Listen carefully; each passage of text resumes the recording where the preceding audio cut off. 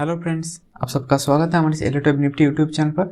और आज हम देखेंगे निफ्टी का लॉन्ग टर्म व्यू, मतलब अगले 5-6 महीने तक या फिर उसके बाद भी, मतलब 1-1.5 साल या 2 साल तक मार्केट कहाँ जा सकते हैं, इसको हम एक डिटेल एनालिसिस करेंगे। और ये सब कुछ जो मैं एनालिसिस करूँगा ये सब कुछ होगा as per Elliott wave theory.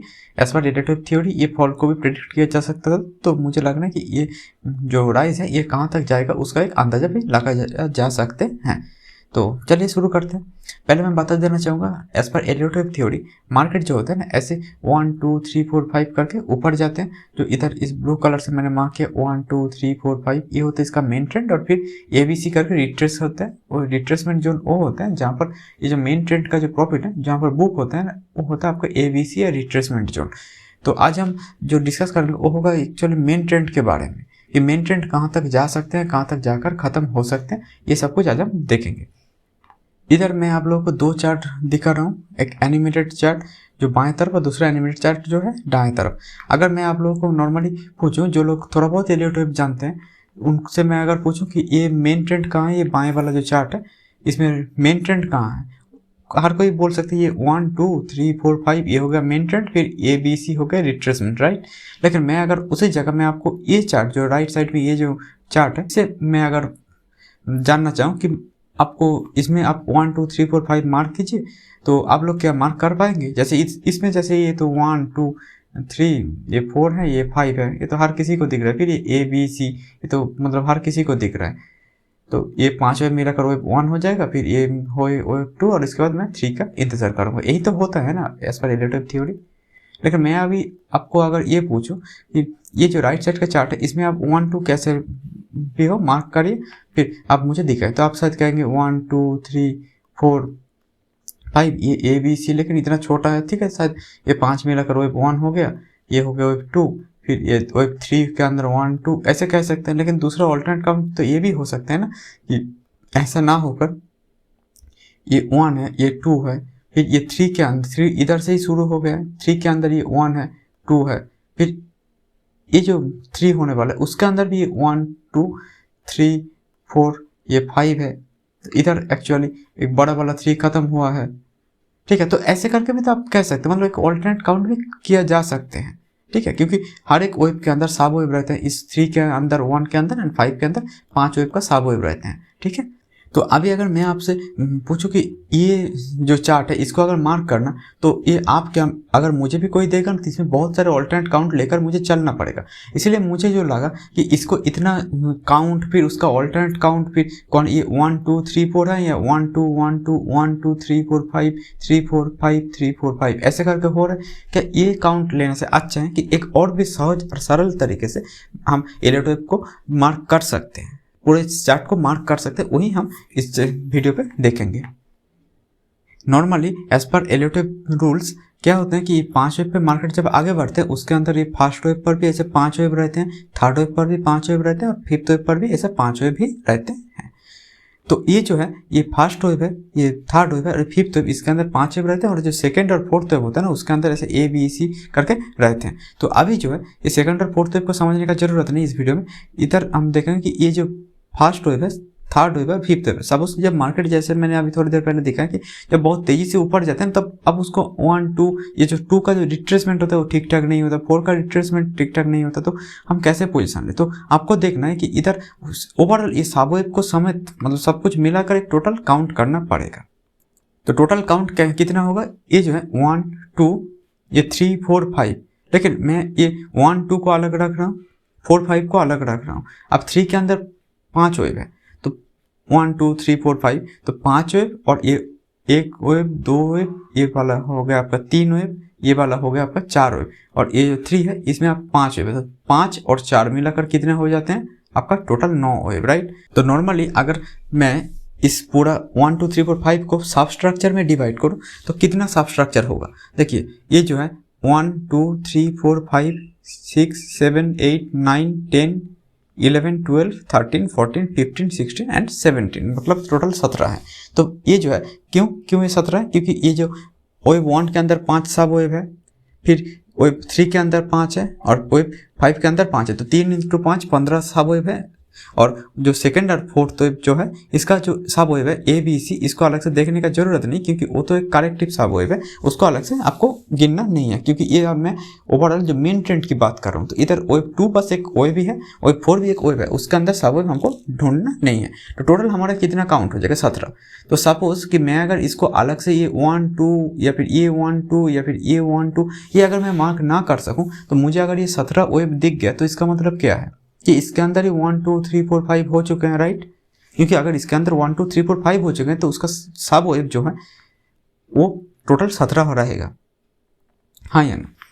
तो अभी जो पहले ये जो चार्ट था इसमें मैं बोल रहा था 1 2 ये 3 4 टोटल 4 वेव होगा, और 3 को अगर मैं सब डिवाइड करूँ, क्योंकि वेव 3 बहुत समय एक्सटेंडेड होते हैं, तो ये जो है इसके अंदर कितना वेव रहना चाहिए 5 वेव। तो इधर कितना वेव है 1 2 और ये 5, तो 7 हो गया, और ये 2 टोटल 9 वेव हो गया आपका, राइट।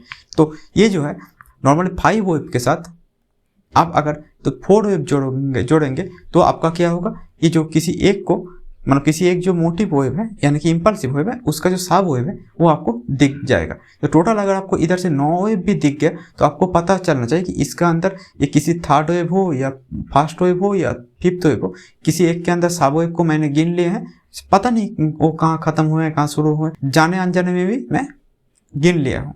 तो क्या होगा टोटल मुझे 9 वेव दिख गया तब भी मुझे ये 1 2 3 4 5 भी दिख रहा है, मुझे 13 वेव दिख गया तब भी 1 2 3 4 5 दिख रहा है। क्यों? क्योंकि मुझे 1 2 और ये 5 मिला कर टोटल 7 वेव हो गया, 1 इधर 7 वेव हो गया ना, ये 3 तक। उसके बाद ये जो है एक वेव होगा, ये 8वीं वेव होगा आपका, फिर ये जो 9th वेव होगा उसके अंदर 1 2 3 4 5 हो गया, क्योंकि 5 वेव 5th वेव के अंदर सब 5 वेव का सब स्ट्रक्चर रहते हैं। तो ये कितना वेव हो गया 7 के बाद ये 8 9 10 11 12 13। तो देखिए और जब मैंने 4 जोड़ दिया तब ये 13 आ गया।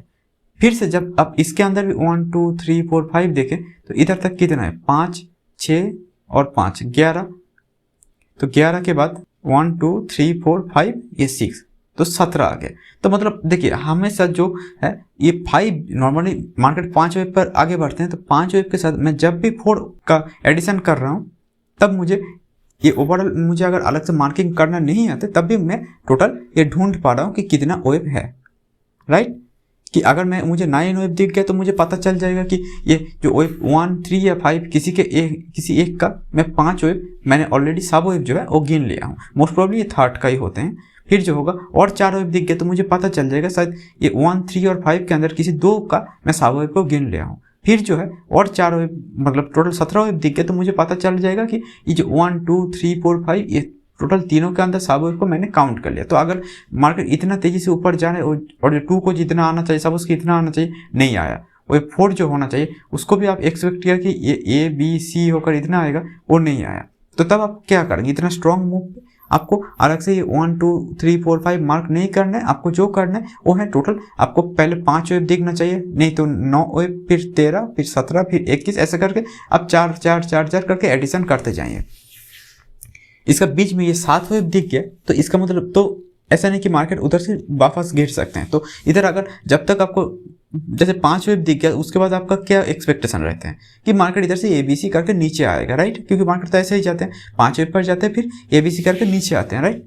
तो इधर क्या होगा जब तक मुझे 5 वेव मैंने अगर अलग से मार्क नहीं कर पा रहा हूँ या फिर उसके बाद और ऊपर जा रहा है, जैसे ये जो स्ट्रक्चर इसमें ऊपर जा रहा है, तो मैं क्या करूँ उसमें मुझे जहाँ पर 1 2 3 4 5 दिखे मेरा एक्सपेक्टेशन रहता है कि इधर से नीचे आएगा, नहीं आया और ऊपर जा रहे हैं तो मेरा एक्सपेक्टेशन ये नहीं रह सकता कि 5 वेव हो गया फिर ये 6ठी वेव फिर ये 7वीं वेव हो गया तो इसके बाद से ये इधर से नीचे आएगा, ऐसा नहीं हो सकता। क्यों? क्योंकि मुझे पता है मैं अगर गिन रहा हूँ तो मुझे 5 के बाद +4 करके मतलब टोटल 9 वेव जब दिख गया तो मैं क्या किया कि किसी इसके अंदर किसी एक जो वेव है उसका मैंने सब वेव को काउंट कर लिया, इसीलिए ये जो 4 है ठीक है और ये बीच का 5 मैंने काउंट कर लिया तो 9 हो गया।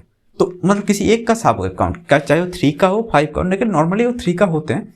अभी जो है ये अगर मैं 4 और ऐड कर लिए तो किसी 2 का सब वेव गिन लिया और 4 ऐड कर ले तो 3 का, और अगर उसके बाद भी ये 4 ऐड करके मैं जा रहा हूँ एडिशन करके तो मुझे पता चलेगा कि ये जो है ये जो थर्ड वेव के अंदर थर्ड है शायद उसके अंदर भी ये सब वेव है तो मैं इसको भी शायद काउंट कर लिए हैं, ठीक है। तो और 4 अगर जोड़ दे तो इधर जब आपका 25 हो जाएगा तो तब आपको पता चले कि शायद किसी और एक जो वेव है उसके अंदर भी ऐसे सब वेव को मैंने काउंट कर लिया। तो जब बहुत तेजी से मार्केट ऊपर जा रहे हैं तब आपको क्या करना है, तब आप ये रिट्रेसमेंट का एक्सपेक्टेशन भी नहीं कर पा रहे तो आपको क्या करना है, कुछ नहीं, बस ये चार करके जोड़ के ऊपर जाना है। जब तक ये इस चार करके ऐड करने से जो रिजल्ट आते हैं, जैसे 5 के बाद 9, तो आपको अगर 5 सही से आप मार्क नहीं कर पा रहे हैं और ऊपर जा रहे हैं तो आपको 5 के बाद 9 ढूंढना है, 13, 17, 21 ऐसे करके ढूंढते जाना है। और जब तक ये सपोज इधर अगर 5 के बाद जैसे ABC करेक्शन हो सकता है, सिमिलरली ये 9 के बाद भी ABC करेक्शन हो सकते हैं, 13 के बाद भी, 17 के बाद भी, 21 के बाद भी, 25 के बाद भी। लेकिन इसका बीच में जो नंबर्स आते हैं जैसे कि 18, 19, 20, इसके बाद आप ये एक्सपेक्ट नहीं करेंगे कि ये मार्केट गिरेगा उधर से, क्योंकि उसके अंदर तुमने हर एक साबुई को काउंट नहीं किया। अब जब हर एक साबुई काउंट मैंने नहीं किया तो ऑब्वियसली ये टोटल जो बड़ा वाला 1, 2, 3, 4, 5 ये कंप्लीट नहीं हुआ होगा, राइट। तो ऐसे करके आपको गिनना है। अब इसको मैं एप्लीकेशन दिखाऊंगा कि निफ्टी पर, तो आपको मुझे लग रहा है कि पूरा का पूरा आप लोग समझ जाएंगे। ये निफ्टी में मैं अलग से इसके अंदर जाकर साबोएब को मैंने मार्क नहीं किया क्योंकि उसके अंदर बहुत सारे ऐसे पॉसिबिलिटी होंगे, तो आप लोगों को इतना ऑल्टरनेट काउंट दूंगा तो आप लोग खुद कन्फ्यूज हो जाएंगे। तो इसलिए मैं आप लोगों को जितना हो सके सिंपलेस्ट तरीके से मैं आप लोगों को समझाना चाहता हूँ और ये दिखाना चाहता हूँ कि एलियट वेव जो लोग मतलब बहुत कठिन करके प्रेजेंट करते हैं वो शायद एनालिसिस के लिए ठीक है, लेकिन ट्रेड के लिए इतना सरल एनालिसिस ही सबसे अच्छा है। तो मैं अभी इधर कितना वेव आपको दिख रहा है, देखिए 1, 2 हुआ कि नहीं हुआ, इधर से ये 1, 2, फिर क्या गया 3, ये फिर आ गया, इधर से थोड़ा आ गया 4, फिर जो है इधर आ गया 5, उसके बाद ये थोड़ा साइडवेज करेक्शन हुआ, ये हो गया 6, फिर ये 7, फिर ये 8। लेकिन मैंने बोला कि 5 अगर कहीं पर आपको दिख गया, 5 दिख गया, 5 के बाद आपको 9 ढूंढना है, फिर और 4 मतलब ये 9, फिर 13 ऐसा ढूंढना है। तो अभी 8 वेव आपको दिख रहा है इधर। तो मैं इसके अंदर ये 1, 2, फिर ये क्या 1, 2 मतलब ये जो 1, 2 के बाद ये जो 3 होगा, इस 3 के अंदर के 1, 2, 3, 4, 5 ऐसा भी मैं मार्क कर सकता था, फिर और एक काउंट ले सकता था। ऐसे करके मैं शायद आपको 10-15 काउंट टाइप का काउंट दिखा दूंगा तो आप कंफ्यूज हो जाएंगे। इसलिए मुझे लगा कि आप लोगों के साथ में जितना हो सके सिंपलेस्ट तरीका वो जो है उससे प्रेजेंट करना चाहिए। तो जो लोग नए हैं, जो लोग एलियट वेव बिल्कुल भी जिनको नहीं आता, वो भी इसको काउंट कर पाए। तो इधर देखिए आपको कितना वेव है, 1, 2, 3, 4, 5, 6, 7, 8। तो अभी 9th वेव बाकी है, राइट। तो जब तक ये 9th वेव कंप्लीट ना हो जाते, फिर से बोल रहा हूँ, जब तक ये 9th वेव कंप्लीट ना हो जाते, हमको पता नहीं कि मैं ये 3rd वेव के अंदर जो सब वेव है उसको गिन लिया है कि 5th वेव के अंदर सब वेव को गिन लिया हूँ, या फिर किसी दूसरा जो सब वेव होता है किसको मैं गिन लिया हूँ किस वेव के अंदर 1, 3 और 5 के बीच में, मुझे पता नहीं। तो मैं क्या करूँगा, मैं अपेक्षा करूँगा कि जब तक ये 9th वेव ना कंप्लीट हो जाए, 9th वेव के बाद आप चाहे इसको 1, 2, फिर ये जो है 1, 2, 3, 4, 5, इसका नाम दे दो 3, ये दे दो 4 और ये दे दो 5, कोई इशू नहीं। टोटल आपको 9 वेव होना चाहिए बस। उसके बाद आप वो किसका सब वेव मैं गिन लिया मुझे पता नहीं और देखने का जरूरत नहीं, उतना कठिन करके क्या फायदा, मुझे कोई फायदा नहीं, मुझे तो बस ट्रेड से मतलब है, राइट। तो इधर से मार्केट जो है अभी, इसीलिए मैं बोल रहा था कि इधर से और ऊपर तक जाना पेंडिंग है मार्केट में। ये जो हाई है इसको तोड़ना अभी भी पेंडिंग है। इसके पीछे एक ही कारण मुझे लग रहा है कि ये जो है इधर से ये बहुत ऊपर तक मुझे जो लग रहा है ये जा सकते हैं। अब ये कितने ऊपर जा सकते हैं, मुझे लग रहा है कि ये 21,000 के आसपास जाने का संभावना है, क्योंकि मैं इसके अंदर सबवेब को जो डिफरेंट ऑल्टरनेट काउंट्स होते हैं उसको भी मैं कैलकुलेट करके ये बोल रहा हूँ। तो इधर अगर मैं ऑल्टरनेट काउंट करता तो कैसा दिखता है वो भी मैं चलिए आपको दिखाता हूँ।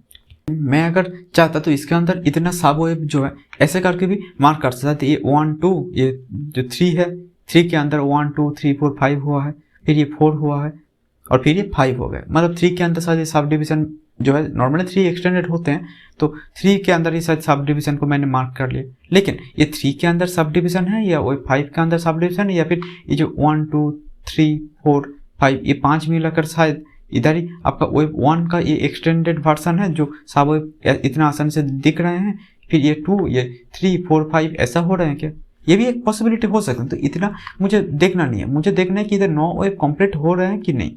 तो मुझे किससे मतलब, मुझे मतलब है कि इधर 7 वेव हुआ है, 8 वेव हुआ है और फिर जो है 9th वेव क्या इधर कंप्लीट हुआ है, अभी नहीं 9th वेव कंप्लीट मुझे नहीं दिख रहा है। तो मैं क्या एक्सपेक्ट करूँगा, इसके आसपास से मार्केट ऊपर जाएगा। तो ओवरऑल निफ्टी में जो लोग बोल रहे थे कि बुलिशनेस खत्म हो गया, मार्केट क्रैश कर रहा है, अभी के लिए फिलहाल मुझे ऐसा कुछ नहीं दिख रहा कि ये जो 8th वेव ये 8th वेव है उसके बाद ये 9th वेव अभी भी बाकी है, और 9th वेव के मैं उम्मीद कर रहा हूँ कि ये 21,000 के आसपास तक मैक्सिमम जा सकते हैं, इतना मेरा उम्मीद है। और अगर उसके बाद भी मार्केट में दम है तो वो क्या करेगा, फिर 9th वेव के बाद 10th 11th 12th 13th बनाएगा, मतलब और 4 वेव बनाएगा 9th के बाद। तो ये हमारा एक्सपेक्टेशन रहेगा। तो निफ्टी में अभी भी जो भी हो रहे हैं, जो भी सब वेव्स है, इसके अंदर जा करके आप एक दिन में, फिर 1 घंटे में, फिर 5 मिनट पे ऐसे करके ढूंढेंगे, बिल्कुल भी नहीं। आपको ये इतना आसान काउंट अगर आपको दिख रहे हैं तो आपको उतना कुछ दिमाग लगाने का कोई जरूरत नहीं, बस एकदम सिंपल काउंट है। क्या है ये 1 2 3 4 5 हो गया, बस हो गया, दैट्स इट। और अगर कोई उसके अंदर जाकर इस सब वेव्स को ढूंढना चाहते हैं तो उनके लिए मैं दिखा देना चाहूँगा। शायद ये जो वेव 3 मैंने मार्क किया, ये 3 है, 3 के अंदर शायद ये 1 2 3 4 5 हुआ है, फिर ये 4 हुआ है, फिर ये जो 5 है, 5 के अंदर शायद ये 1 2 3 4 5 हुआ है। तो ऐसा बहुत सारे पॉसिबिलिटी है। अब इसको मैं अगर सही से मार्क करने के लिए जाऊँ तो मुझे इसके अंदर शायद 1 घंटे में जाना पड़ेगा, फिर 1 घंटे में जाकर देखना पड़ेगा कि इधर क्या क्या हो सकते हैं, फिर इधर ये क्या हुआ है, क्या ये WXYXZ हुआ है कि नहीं, फिर इधर जो है ये कौन सी वेव पे गए हैं नीचे, क्या क्या पॉसिबिलिटी है, फिर इसके अंदर क्या ABC रेगुलर करेक्शन हुआ है या कुछ दूसरा हुआ है। तो इतना बहुत कुछ देखना पड़ेगा। तो इतना कुछ एक वीडियो में डिस्कशन में बिल्कुल भी नहीं कर पाऊंगा। तो इसीलिए मैंने ये सिंपलेस्ट और आसान तरीका अपनाया कि निफ्टी जो है ये अभी उतना ऊपर जा सकते हैं, मुझे ये लग रहे हैं। अब कितना एक्जैक्टली ऊपर जाएगा, ये जब ऊपर जा रहे हैं तो कितना वेव पे जा रहे हैं, तब वेव काउंट करके मैं बता सकता हूँ। लेकिन अभी के लिए फिलहाल मैं निफ्टी में बुलिश हूँ, और ये जो ऑल टाइम हाई है इसको तोड़ने का इंतजार कर रहा हूँ। और मुझे उम्मीद है, चाहे ये जो 1 घंटे का टाइम फ्रेम में मैं जब एनालिसिस कर रहा था निफ्टी में, तो आप लोगों को याद होगा कि ये सब बहुत बार मैंने बताया कि ये W हो गया, ABC में W, ये X, ये Y हो गया, इसके बाद हो सकते हैं ये Z हो गया, या फिर मतलब Z हो सकते हैं, और उस या फिर ये शायद ये 1 हो गया, 2 हो गया, ये ऊपर डायरेक्टली भी जा सकते हैं। लेकिन ये Z बना कर जाए या फिर डायरेक्टली 1 2 करके जाए, जो भी पॉसिबिलिटी हो, जैसे भी पॉसिबिलिटी हो, वो मुझे देखना नहीं है। मुझे देखना है कि मुझे 8th हो गया, अब 9th होने वाला है, दैट्स इट। इतना आसान काउंट कीजिए। तो मुझे लग रहा है कि हर किसी को इलेक्टिव आ रहे होंगे, और ये फ्लेक्सिबिलिटी आप अपने आप पे रखेंगे तो मुझे लग रहा है कि ये आपके लिए बहुत ही अच्छा टूल भी साबित होगा। और ये जो मैं अकाउंट आपको दिखाया, ये सिर्फ ऐसा नहीं कि डेली और वीकली पे एप्लीकेबल है, ये आपको आप चाहते 1 घंटे का टाइम फ्रेम पर भी एप्लीकेशन इसका कर सकते हैं। जैसे कि आपको सब उसकी इधर से नहीं दिख रहा है, ये कितना वे जा रहे हैं आपको नहीं दिख रहा कितना वे, तो आप क्या करेंगे, ये इधर से गिनना चालू कर दिए, कितना हो गया 1 2 3 4 5 6 7 8 9 10 11 12 13। तो अगर ये 13 वेव इधर दिख गए तो ओबियसली इधर ही शायद वेव 5 खत्म हो गए होंगे, एक चांस होते हैं। अब इसके अंदर मैं कौन 1 है कौन 2 है ये सब मैं डिस्कस नहीं करना चाहता, क्योंकि मैं ये अगर डिस्कस करूंगा तो ये बहुत ही एक मतलब जटिल चीज़ हो जाएगा। मुझे इतना कॉम्प्लेक्स चीज़ पसंद नहीं है, मुझे एकदम आसान से चीज़ पसंद है। उसमें मुझे प्रॉफिट हो लॉस हो, स्टॉप लॉस छोटा रखेंगे तो ओवरऑल आप मार्केट में जरूर अच्छा खासा कमा सकते हैं लॉन्ग टर्म में। ओके, तो अभी के लिए इतना ही है। Thank you and bye.